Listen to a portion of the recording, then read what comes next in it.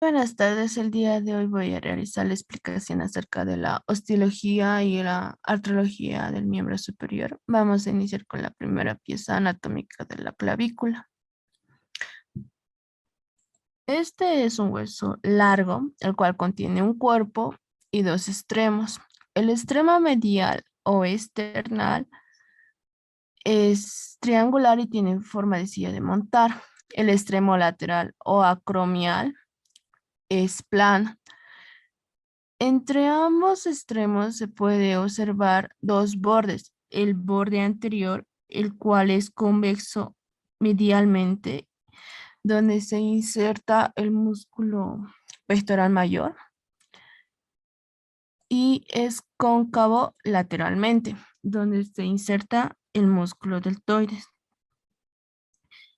Y pasa lo contrario en el borde posterior. Es cóncavo medialmente, donde se inserta el músculo esternocleidomastoideo, y es convexo lateralmente, donde se inserta el músculo trapecio. Entre ambos bordes hay una superficie lisa, la cual es la cara superior. A la inversa se puede observar la cara inferior, la cual es rugosa. Esta contiene diferentes estructuras como el tubérculo costoclavicular, donde se inserta el ligamento costoclavicular que viene desde la primera costilla. Medialmente se puede observar el surco subclavio, donde se inserta el músculo subclavio. Más lateral se puede observar el tubérculo conoideo, donde se inserta el ligamento conoideo. Luego se observa la línea trapezoidea, donde se inserta el músculo trapezoideo. Entre ambos ligamentos, el conoideo y el trapezoideo, forman el ligamento coracoclavicular. Al colocar la clavícula con la escápula, este ligamento se inserta en la apófisis coracoides. Ahora vamos a continuar con la explicación de la escápula, o también conocida como omóplato. Esta contiene una cara anterior y otra posterior. Contiene una fosa subescapular en la cual en toda su extensión se inserta el músculo subescapular. En su cara posterior vamos a poder observar una apófisis, la cual es espinosa. También es conocida como la espina de la escápula. Se va a engrosar a ese nivel y forma el acromión. Esta espina divide la cara posterior en dos partes, una superior y otra inferior. Superiormente, la fosita supraespinosa, donde se inserta el músculo supraespinoso. Inferiormente, la fosita infraespinosa, donde se inserta el músculo infraespinoso. Así también en la fosa infraespinosa podemos observar en el borde lateral existe una diferencia, ya que este llega a ser rugoso. En este borde axilar se llegan a insertar dos músculos, el redondo mayor y el redondo menor. Hacia arriba se va a insertar el músculo redondo menor y hacia abajo se inserta el músculo redondo mayor. Ahora vamos a observar el borde superior.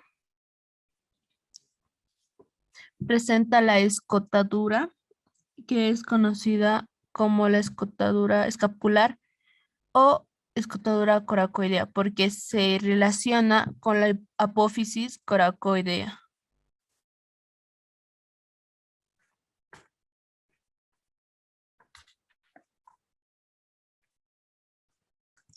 Por esta escotadura llega a pasar el nervio supraescapular, así también la vena, la arteria supraescapular. Donde se señala, se inserta el músculo homoioideo. En su ángulo superior se inserta el músculo elevador del escápulo.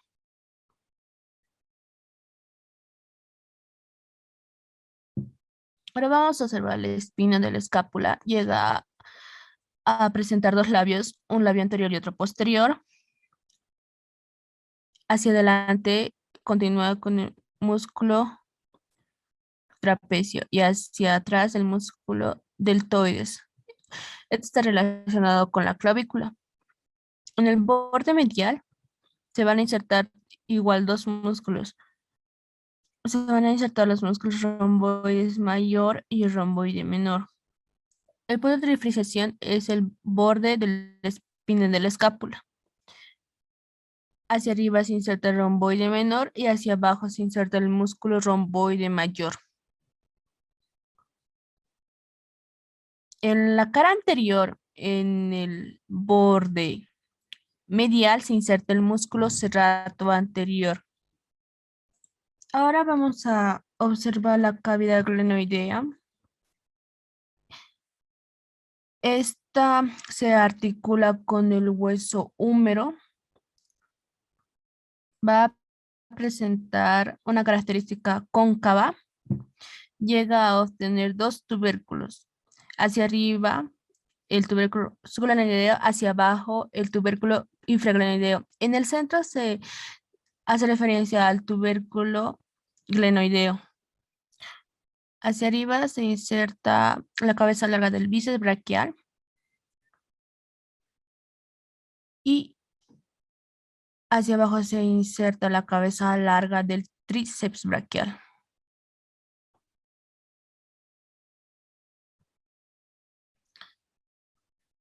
Ahora vamos a observar los ángulos. Tiene un ángulo superior, inferior y lateral. Al superior se inserta el músculo elevador del escápula, inferior fascículos del músculo dorsal. Y en el ángulo lateral se puede observar la cavidad glenoidea, así también se puede observar el cuello de la escápula.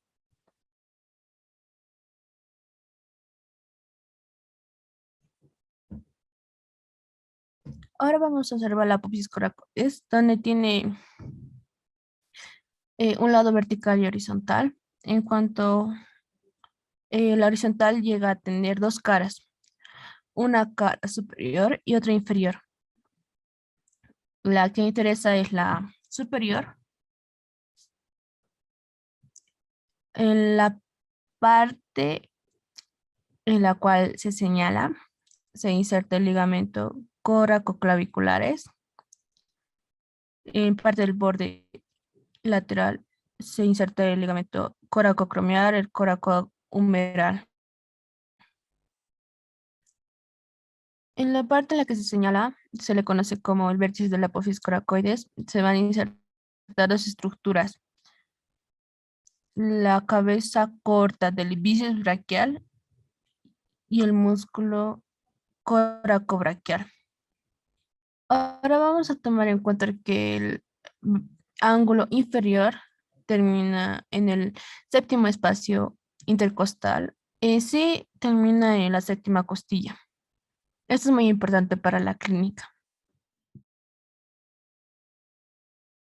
Ahora vamos a continuar con la explicación del hueso húmero.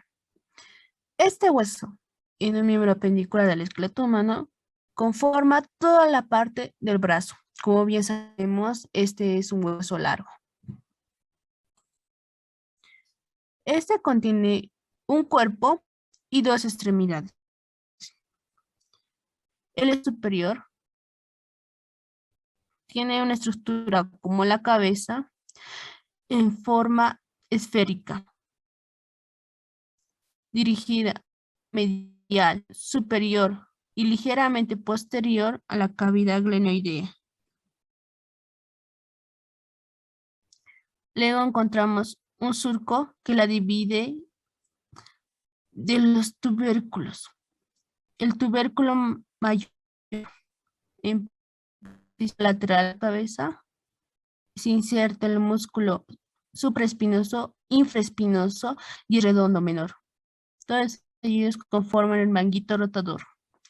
El tubérculo menor en posición anterior a la cabeza, el músculo subescapular, el cuarto componente del manguito rotador. Entre ambos tubérculos se encuentra el surco intertubercular. Pasa el tendón de la cabeza larga del bíceps braquial. Cada tubérculo baja inferiormente como una cresta, introduciéndose en el cuerpo. Ese es el cuello anatómico y este es el cuello quirúrgico. En el momento en el que se separa el extremo superior del cuerpo. Ahora vamos a describir el cuerpo del húmero. Este contiene la configuración de un prisma triangular, un borde anterior, un borde medial y un borde lateral. Entre los bordes se encuentran superficies denominadas caras. La cara antero y medial, la cara antero y lateral y la cara posterior. En la cara anterior y medial encontramos la prolongación del surco. Encontramos los bordes. La cresta lateral le sirve al músculo pectoral mayor para poder insertarse. La cresta medial le sirve al músculo redondo mayor para poder insertarse. Y en medio se inserta el músculo dorsal ancho. En la cara antero y medial se aprecia una rugosidad en forma de V. Se le conoce como la velocidad deltoidea, donde se inserta el músculo deltoides. Y en la cara posterior se aprecia el recorrido del surco radial, donde pasa el nervio radial y la arteria braquial. Ahora vamos a describir el extremo inferior del húmero. En él se encuentran superficies lisas que son articulares. En este caso podemos observar la tráquea. Se articula con la escotadura del húmero.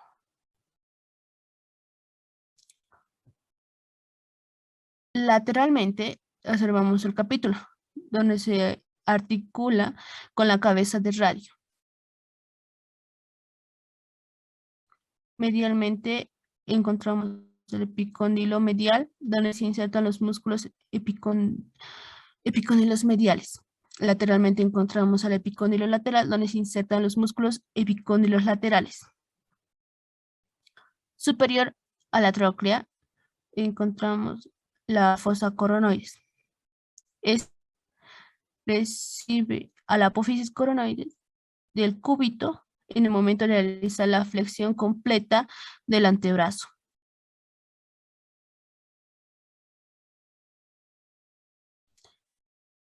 En el capítulo encontramos la fosita radial. Recibe a la cabeza de radio en el momento de realizar la flexión completa del antebrazo. En la cara exterior de este extremo inferior encontramos la tercera fosa, que es la olecraniana. En el momento de la extensión del antebrazo, el olecranon del cúbito se introduce en esta fosa. Ahora vamos a continuar explicando el esqueleto del antebrazo.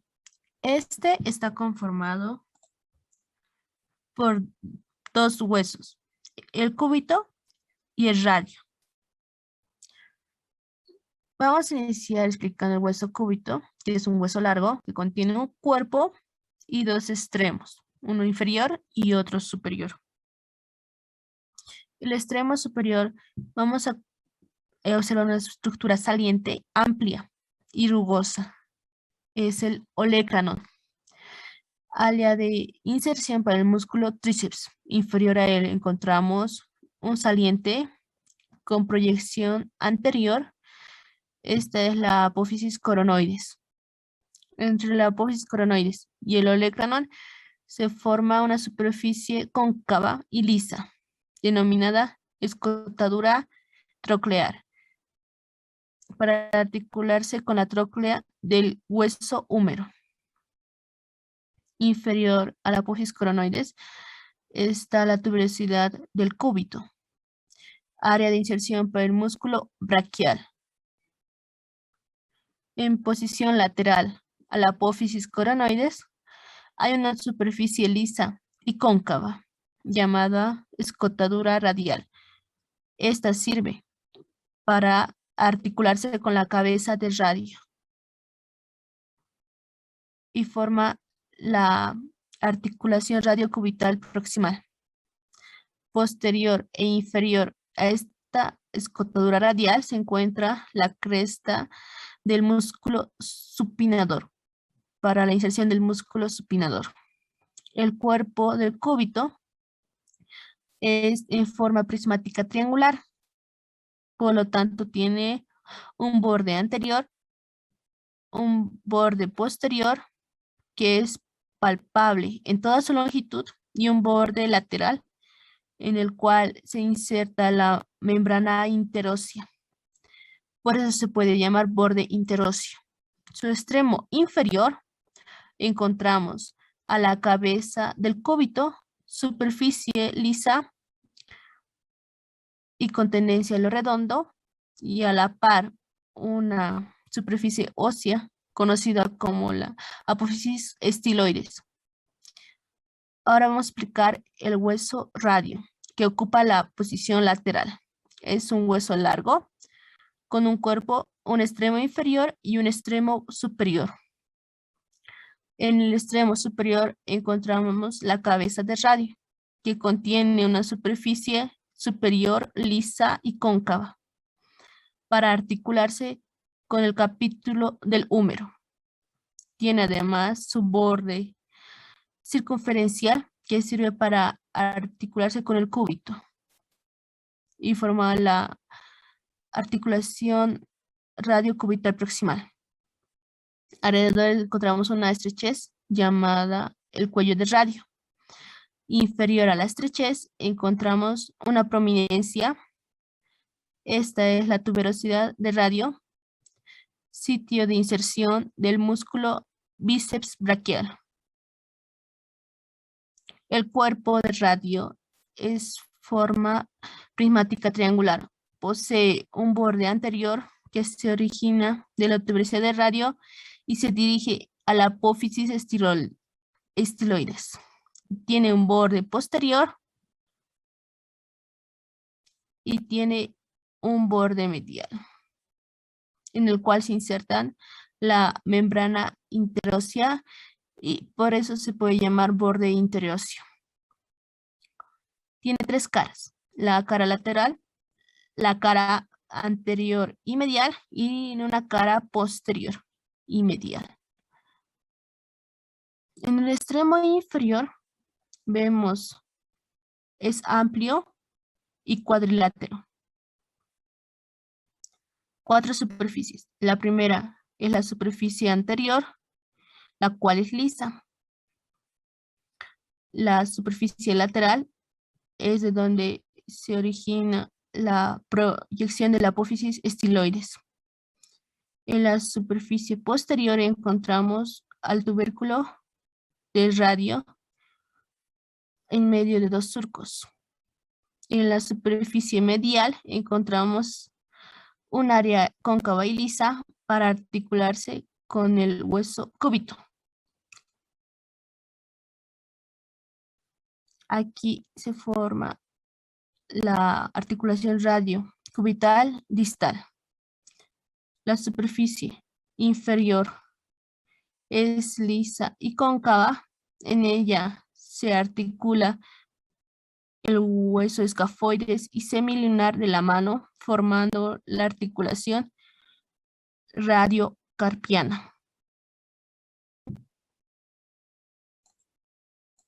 Ahora vamos a continuar con la explicación de los huesos de la mano. Estos están dispuestos en tres grupos: los huesos del carpo, los huesos metacarpo y los huesos de los dedos de la mano. Esta es la mano derecha, por lo tanto tenemos un lado lateral y una posición medial. Los huesos del carpo están dispuestos en fila. Esta es la primera fila o proximal. Al colocarla en disposición de lateral a medial, encontramos el escafoides, el semilunar, el piramidal y pisiforme. La segunda fila o distal es el trapecio, trapezoide, el hueso grande y el hueso ganchoso. El escafoides, el trapecio, poseen un tubérculo cada uno. En el lado medial, el hueso ganchoso posee un gancho. Y acá el pisiforme, él funciona como un saliente del hueso piramidal. Estos huesos forman el carpo o muñeca. La palma de la mano está conformada por los huesos metacarpianos y se denominan como primer metacarpiano, segundo, tercero, cuarto y quinto metacarpiano. Cada hueso metacarpiano posee un cuerpo, una cabeza distal que se articula con las falanges y una base proximal que se articula con los huesos del carpo. La cabeza de cada metacarpiano corresponden a los nudillos.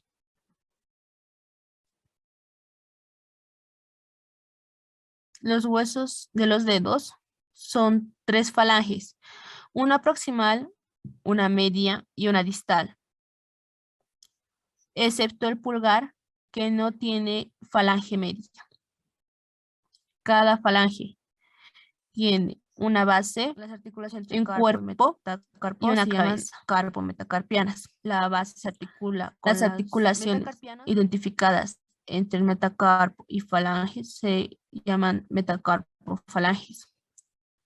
Pero podemos encontrar articulaciones intercarpianas, intermetacarpianas o interfalángicas.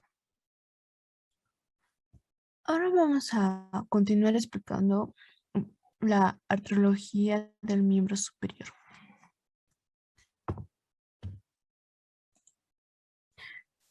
Vemos el omóplato, el húmero y la clavícula. Esto es interno, esto es externo, es superior y esto es inferior. Esto es un omóplato y un húmero del lado izquierdo. Ahora vamos a reconocer de la articulación acromio articular. Entonces podemos ver que la clavícula está cortada. Es la clavícula y es el acromio. Esa es la articulación acromio-clavicular. Es una articulación que hace el movimiento de deslizamiento de boca a extensión.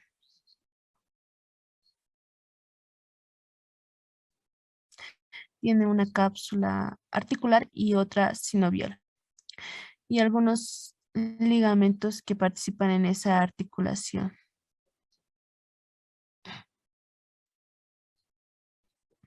Hay ligamentos que se ven fácilmente, pero que son extracapsulares, que no pertenecen a la cápsula.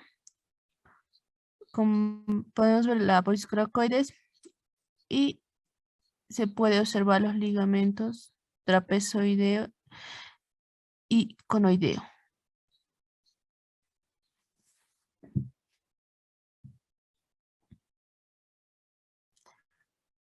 Y podemos observar del lado derecho, podemos observar la apófisis coracoides, la clavícula, y ahí sí se puede observar perfectamente el ligamento trapezoide y el ligamento conoide. Este es el trapezoide de forma cuadrilateral de forma anterior y el conoide que es el triangular posterior. Mantiene unida la clavícula a la apófisis coracoides. La podemos ver en el omóplato. Se puede observar el ligamento coracoideo, que cierra la escotadura coracoidea. Ahora podemos ver el ligamento del omóplato, el acromio coracoideo, porque va de la apófisis coracoides al acromio. Está tapado por el músculo deltoides. Está separado por una bolsa serosa. En el lado derecho se ve muy bien el ligamento acromio coracoideo.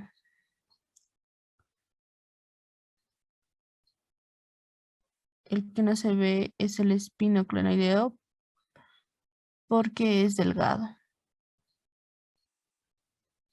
Ahora pasamos a la articulación escápulo-humeral.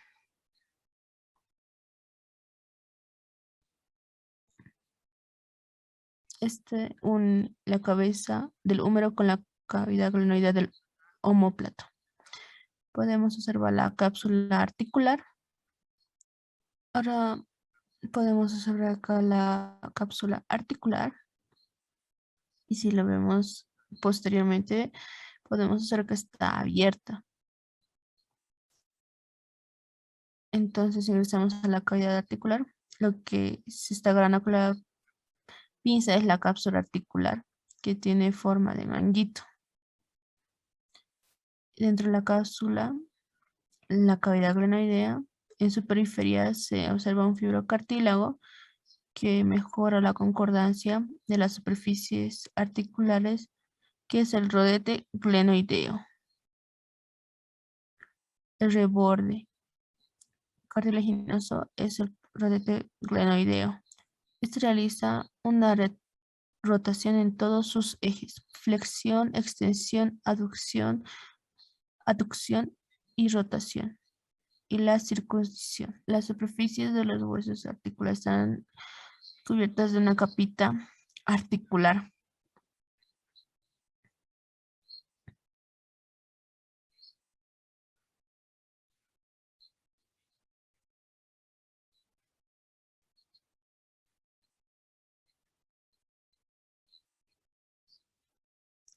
Lo que se está señalando es la sinovial, la cual es una membrana delgada que cubre el hueso. Pasamos a la articulación del codo. Es un preparado del lado izquierdo. Vamos a observarla desde su cara anterior. Toda esa es la cápsula articular. Esta hace movimientos de flexión. Toda articulación que hace movimientos de flexión tiene ligamentos laterales que se ven como espesamientos capsulares, los ligamentos laterales internos y los ligamentos laterales externos, que son también muy fuertes. Los ligamentos anteriores y posteriores se puede observar que son bastante laxos para poder permitir la flexión o la extensión de la articulación, y estos puedan estirarse sin ningún problema. Esta cápsula será vestida por sinovial. Se puede observar cómo la fósita conoidea y holocraniana quedan englobadas dentro de la cápsula articular. Por eso no se puede observar, están como tapadas.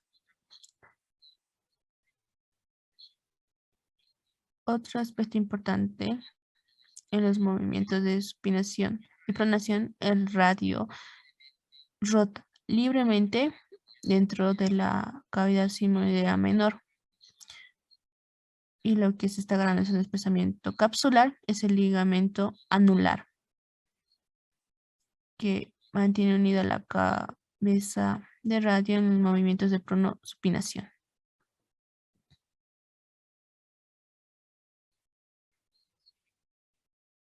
Ahora en otra articulación del codo podemos observar, también pertenece al lado izquierdo. Podemos observar los ligamentos anteriores que son laxos, la cápsula está abierta, los ligamentos laterales externos y los ligamentos laterales externos. Se puede observar que estos se insertan en el cúbito, en el reborde de la cavidad sigmoidea.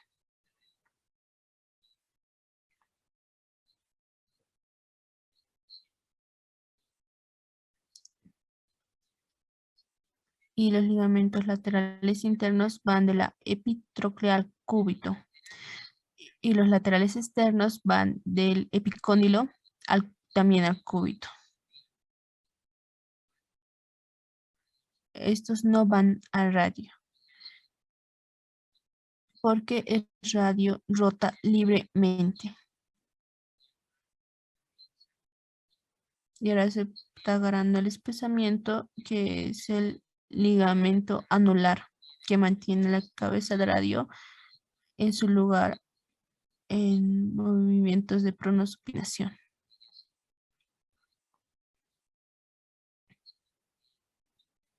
También se puede observar el tendón que inserta en la tuberosidad bicipital, que es el tendón del bíceps.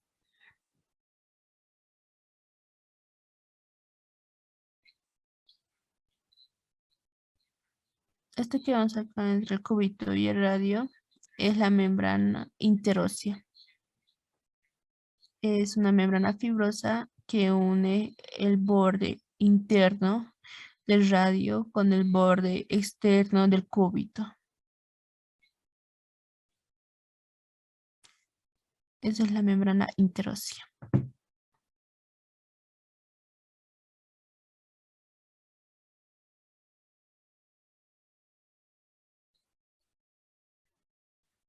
En otro preparado de articulación del codo se puede observar la cápsula articular y el espesamiento capsular que se está agarrando con la pinza, que es el ligamento anular.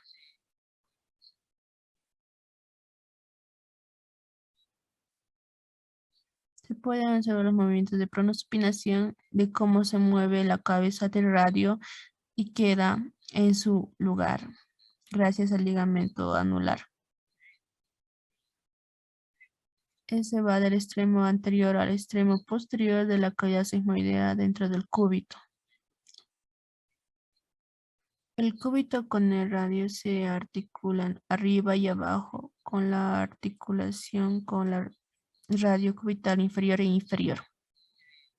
Ahí se puede observar con movimientos de pronosupinación cómo rota la cabeza del radio en la cavidad sigmoidea menor del cúbito. Esa es una trocoide. Y en la inferior también es una trocoide. Es la cabeza del cúbito y esa es la superficie, la cavidad sigmoidea del radio. Se puede observar que está rotando la cabeza del cúbito en la cavidad sigmoidea del radio. Aquí no hay un ligamento anular, pero sí se observa el ligamento triangular. Ese es el ligamento triangular, que está revestido con una capita de cartílago, que va del surco que separa la apófisis estiloides .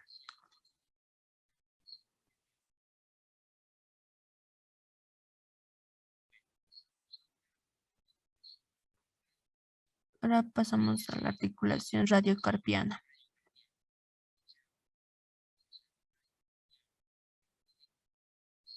En esta articulación no participa el cúbito, porque ya habíamos visto el ligamento triangular que separa de esta articulación.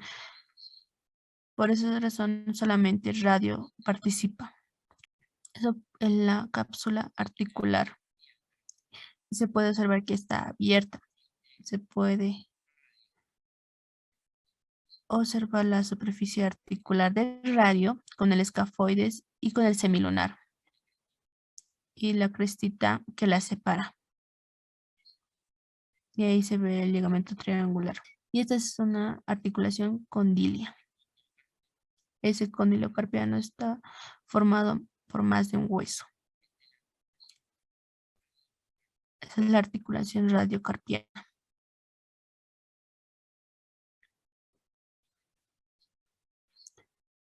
Todo eso lo que vemos ahí es el macizo carpiano.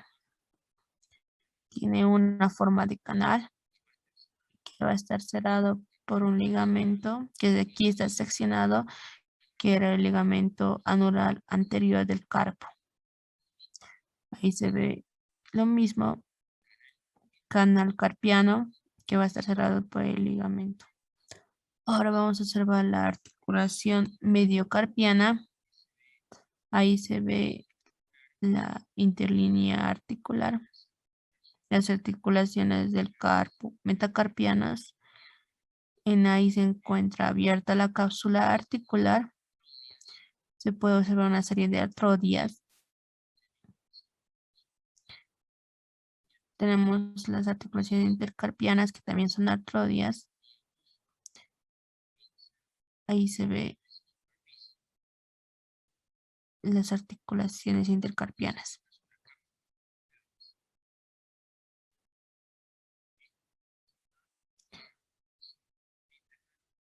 Se puede observar la articulación metacárpica falángica.